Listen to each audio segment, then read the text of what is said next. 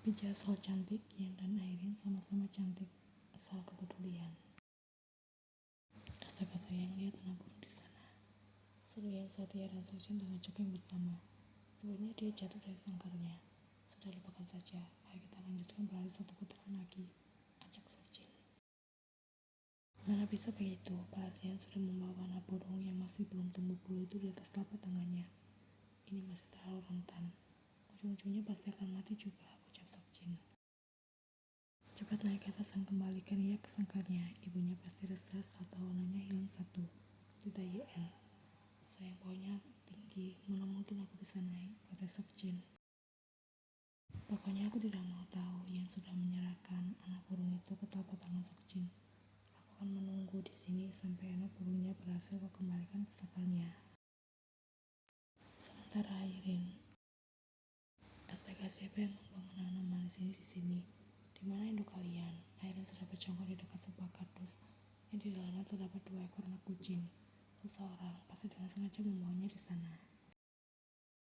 Sepertinya induk mereka tidak ada, balas Sochin. Kalau begitu aku akan merebut mereka di rumah, putus Airin dengan segera. Kau yakin? Tanya Sochin.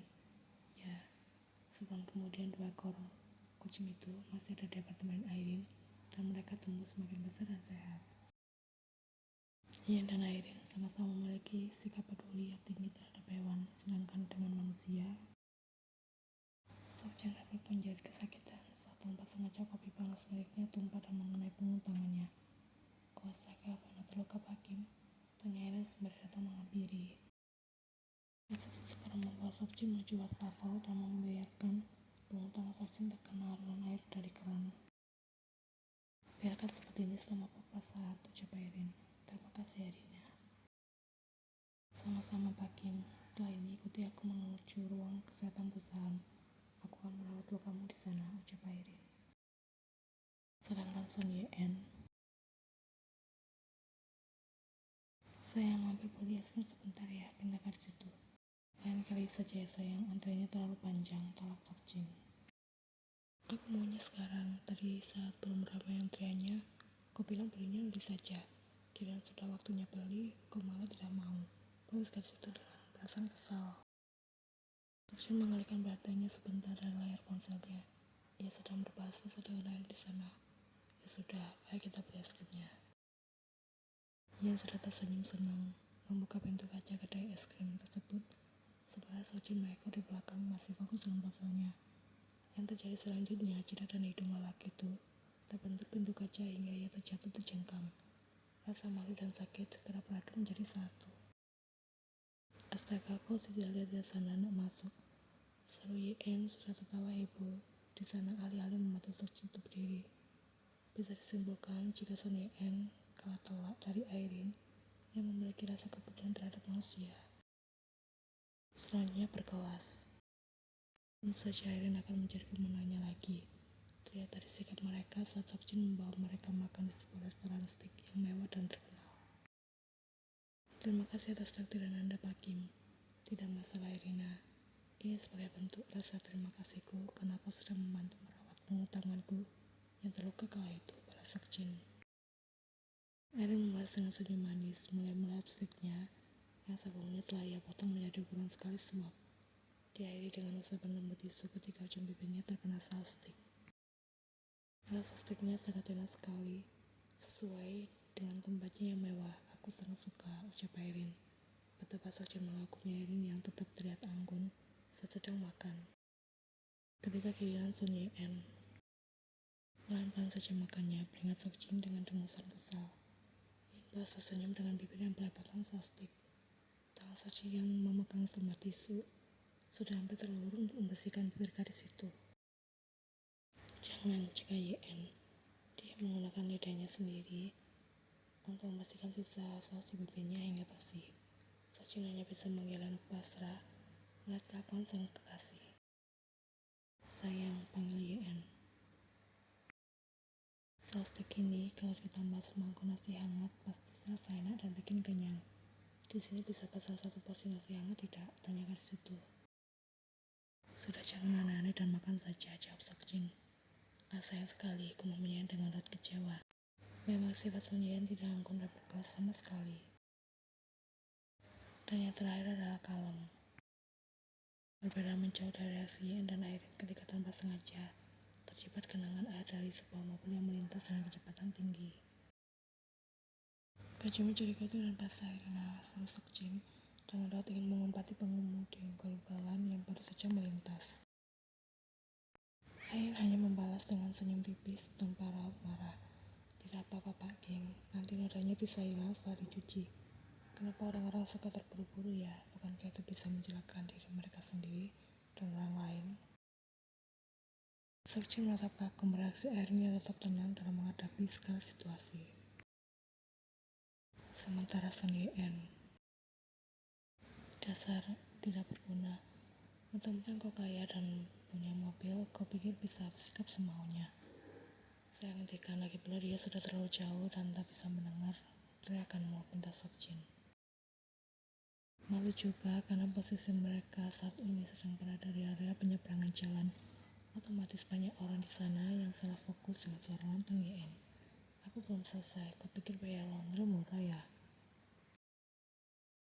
Sekiranya bisa tepuk jidat, Sun Yen memang tidak ada kalem-kalemnya sama sekali.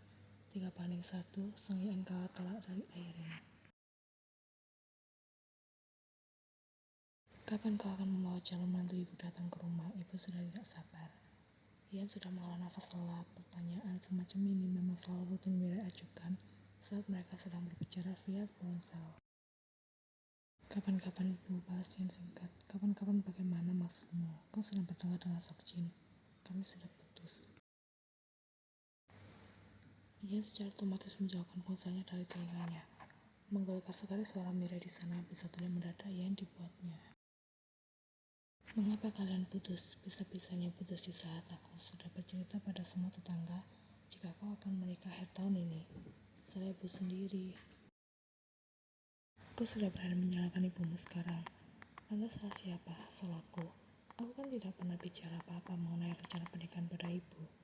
Ibu benar-benar luar biasa. Cepat balikan Yana, balikan dengan Kim Seokjin sekarang juga. Bahwa ia berkunjung ke rumah minggu depan. Tidak mau. Kau mau lihat ibumu ini masuk rumah sakit karena vertigo ibu kambuh. Ibu jangan berlebihan. Jangan memaksaku balikan dengan lelaki yang jelas-jelas telah menyakitiku. Kim Seokjin selingkuh, Bu. Dia menyukai sekretaris baru di perusahaan. Ibu pikir bagaimana bisa aku yang hanya pegawai biasa ini bersaing dengan seorang sekretaris yang juga kemudahan dari direktur perusahaan. Suara isakan Yen mulai terdengar meskipun sebenarnya itu hanya berpura-pura semata demi menarik rasa simpati Mirai di sana. Lagi pula, jika melihat dari ramalan Madam June, Kim Seokjin jelas-jelas bukan jodohku. Kami sudah berpacaran selama 3 tahun dan dia belum ada rencana untuk menikahiku dalam waktu dekat. Bukankah Madam June mengatakan aku akan menikah dalam waktu kurang dari 10 hari setelah bertemu dengan lelaki itu? Aku sakit hati, Bu. Setelah Yen sengaja tak memberikan kesempatan Mirai untuk bicara. Aku tidak mau kenal Kim Seokjin lagi. Dia membuatku tidak nafsu makan dan tak bersemangat dalam menjalani hari-hariku. Yen mengatakan hal itu sembari menggigit satu bagian paha ayam goreng tepung yang baru saja ia beli secara utuh dari kedai favoritnya. Juga jangan sampai luput untuk melihat 2 mangkuk nasi di sana dengan sebotol besar cola. Yen akan menghabiskan itu semua secara perlahan. Jadi dari mana kata tidak nafsu makan itu berasal? Tentu saja dari mulut seorang Sun Yen yang pandai membual. Ya sudah, ibu mengerti, balas Mirai akhirnya mengalah. Kau jangan sampai lupa makan dan jaga kesehatanmu dengan baik selama bekerja di kota. Terima kasih karena sudah mau mengerti. Oh ya Yana, apa? Uang jatah bulanan dari ibu sudah ada belum? Ibu mau bayar uang listrik dan juga air. Dan mengaruk kepalanya yang tidak terasa gatal sama sekali. Gara-gara putus dengan Kim Seokjin, 1 minggu setelah acara perayaan kenaikan jabatan Seokjin kemarin, Yen mengambil sebuah keputusan gegabah dan cenderung bodoh sepanjang sejarah hidupnya, yaitu resign dari perusahaan. Kasih tahan melihat kemesraan Seokjin dan Airin selama berada di perusahaan. Juga para pegawai lainnya yang terus saja menyuruh Yen dan berbagai kata pedas juga turut bahagia dengan penderitaan garis itu. Yen sudah tak tahan. Mengambil keputusan saat tengah emosi, Ian percaya diri jika ia bisa mendapatkan pekerjaan yang lebih baik setelah resign, tapi sekarang ia justru merasa sangat menyesal. Andai saja waktu bisa diputar kembali. Tentu saja Ian akan tetap bertahan di perusahaan tersebut meskipun ia harus mampu menahan panasnya terbakar api cemburu.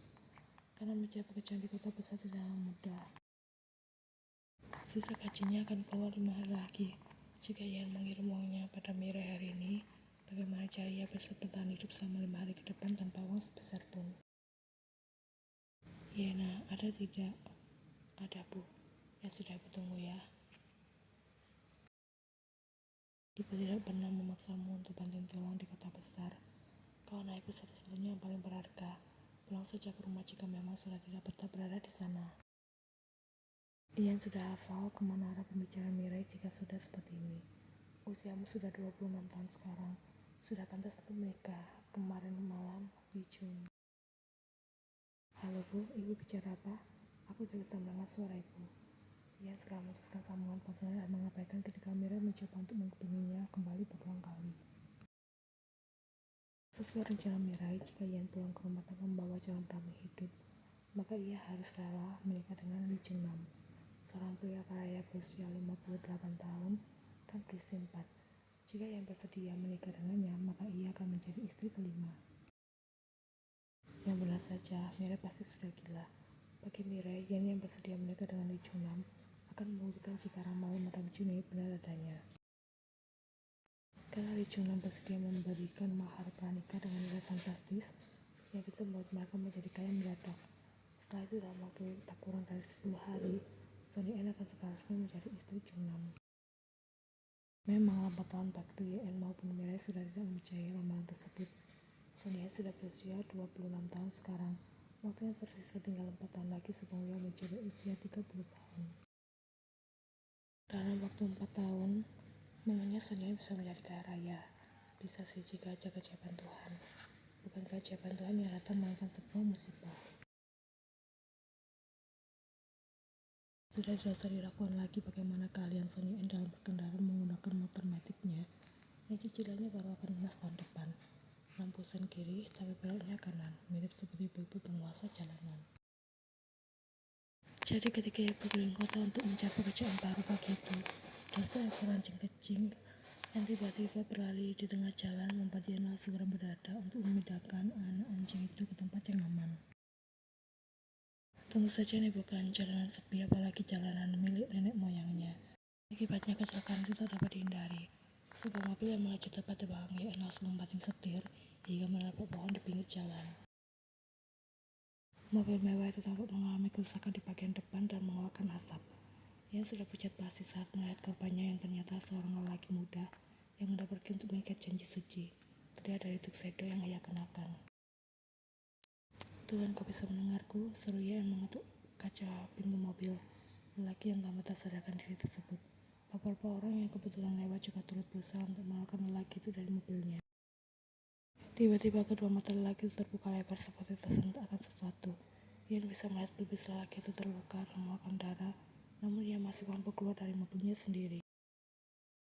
Bandara, tolong antarkan aku pergi ke bandara sekarang juga, teriak lelaki itu dengan panik. Beberapa orang kebingungan dengan reaksi lelaki itu yang terus menyebutkan kata bandara. Tuhan, tenanglah, kepalamu terluka. Ian meminta lelaki itu untuk tidak panik. Kepala lelaki itu mendadak terkulai di pundak Ian dan kembali tersadarkan diri. Astaga Tuhan, Anda baik-baik saja, aku mohon sadarlah. Dengan bodohnya, Ian menggoncangkan satu bola lelaki tersebut setelah terbalingkan di atas permukaan trotoar oleh beberapa orang di sana. Apa yang kau lakukan? Dia bisa mati jika kau melakukan seperti itu. Menjauhlah dari sana. Kami sudah menghubungi ambulan. Tidak seseorang yang turut datang untuk menolong. Meskipun dilanda keresahan yang luar biasa, Ian memilih untuk menurut. Apa lelaki ini akan mati? Apa lukanya parah? Bagaimana dengan mempelai wanitanya? Apa aku sudah menghancurkan cara pernikahan seseorang? Mobilnya rusak parah, bagaimana cara ganti biayanya? Biaya rumah sakitnya juga. Aku tidak punya uang sama sekali. Ya Tuhan, tolong selamatkan aku. Ian jadi frustasi sendiri memikirkan segala pertanyaan yang mengisi kepalanya. Ia memperhatikan lelaki itu sekali lagi guna memastikan lukanya tak parah. Dalam kemudian Yan Sisu salah fokus. Dia termencuka, kemudian tanpa sadar. Kau bicara apa? Tanya pria asing yang berdiri di samping Yan. Aku tidak mengatakan apapun, sangkal Yan.